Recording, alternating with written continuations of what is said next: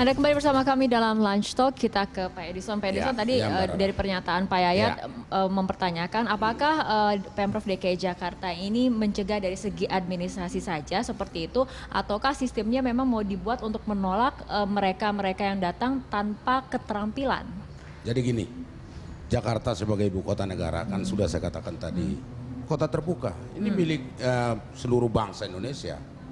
Hanya yang kita sampaikan kepada penduduk, apabila Anda masuk ke Jakarta, pertama, lihat dulu, Anda jangan menyasar ke tempat-tempat tinggal yang tidak diperbolehkan bertempat tinggal di situ.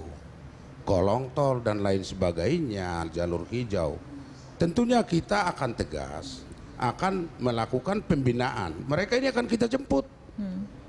Kita jemput, kita bawa ke panti sosial. Ya silakan di situ makan gratis. Kan gitu. Yang namanya satu bangsa. Satu ini kan warga negara kita juga. Tapi ya kalau mereka ini memang yang kita harapkan, yang punya keterampilan tadi, ya mereka bertempat tinggal lah di tempat yang memang layak dan manusiawi dan tertata. Ini justru ini kita lebih cepat mendorong untuk memberikan administrasi kependudukan. Ada yang menjamin tempat tinggalnya minimal 2 orang. Dan dia melapor kepada RT kelurahan. Itu bahkan kita dorong dengan tertatanya database kependudukan, itu lebih cepat itu kita berikan administrasi kependudukan. Kita bantu dia supaya cepat dia nyaman dan aman di Jakarta. Tapi bagi mereka yang bertempat tinggal serampangan atau di mana-mana, kita jemput dia dari situ. Kita kasih dia makan deh di panti sosial. Seperti kata Pak Yayat, biarin dah DKI Jakarta menjadi beban lah untuk penduduk yang seperti ini.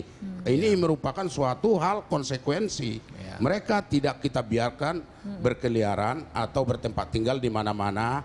Kasihan mereka. Tidak manusiawi.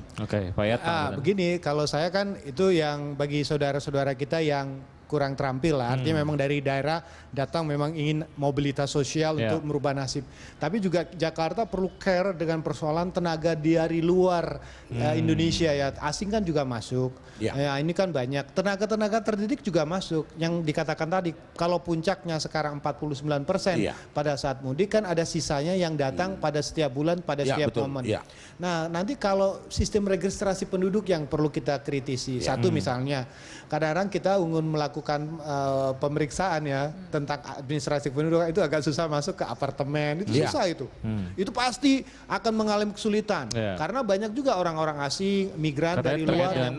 Privasi, karena persoalan terbesar kita penduduk itu bukan hanya dari daerah sekitar kita, tapi juga para pencari kerja dari luar yang mungkin tidak melengkapi administratifnya. Seperti contoh kasus waktu ada kejadian di Halim Perdana Kusuma, itu ada tenaga dari luar yang tidak punya identitas tapi kerja.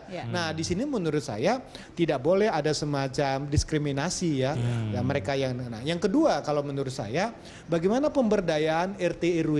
Nah, RT RW pun kan dulu ada 1 kali 24 jam untuk melapor tamu. Nah, sekarang kan ada clue. Nah, ada bagusnya RT RW yang baik pun melaporkan.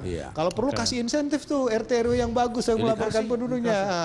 Pak Edison kan bisa lapor ke Pak Gubernur, Pak. Ini coba ini RW bagus nih. Nah, tertib administratif penting. Nah, dalam hal ini kan kita jangan sampai ketika orang ngurus KTP, belangkonya habis. Nah, kebutuhannya kalau DKI di daerah lainnya, tapi kalau kebutuhan untuk administrasi pendudukan itu penting karena ingat penduduk Jakarta ini kan setiap tahun bertambah sekitar 1,3 sampai 1,4%. Jadi sekitar 135.000 sampai 140.000. Nah, inilah yang menjadi tantangan kita. Apakah pertambahan penduduk ini secara signifikan membawa pengaruh tidak pada perubahan kualitas hidup warganya gitu. Pak Edison tanggapannya. Ya, kalau kita berpikir satu hal, untuk tertib administrasi kependudukan, Dinas Kependudukan dan Catatan Sipil Provinsi DKI Jakarta tidak semudah apa yang dibayangkan untuk kita berikan alamat KTP di Jakarta. Kalau persoalan administrasi kependudukan, itu tidak ada lagi persoalan karena sudah merupakan database nasional. Mereka hanya menggantikan alamat. Apabila mereka mau berdiam di DKI Jakarta, hanya satu hal yang mereka perlukan persyaratan tambahan, yaitu ada jaminan. Itu tadi. Jaminan tempat tinggal dari 2 orang. dari 2 orang yang sudah penduduk DKI Jakarta memberikan jaminan ke Dinas Kependudukan Catatan Sipil melalui Badan Pelayanan Terpadu Satu Atap di Kelurahan. Itu terus kedua mereka diminta juga untuk jaminan kerja. Sehingga kita pastikan bahwa penduduk yang sudah kita tetapkan jadi penduduk DKI Jakarta dan kita berikan perubahan status kependudukan menjadi alamat di DKI Jakarta adalah mereka yang sudah pasti mereka bertempat tinggal di tempat tertata dan layak serta manusiawi. Ini yang menjadi hal yang harus menjadi prioritas kita dalam rangka tertib administrasi kependudukan dan pencatatan sipil di DKI Jakarta. Karena menurut saya ini menarik, ini yang mungkin kurang kita sosialisasikan.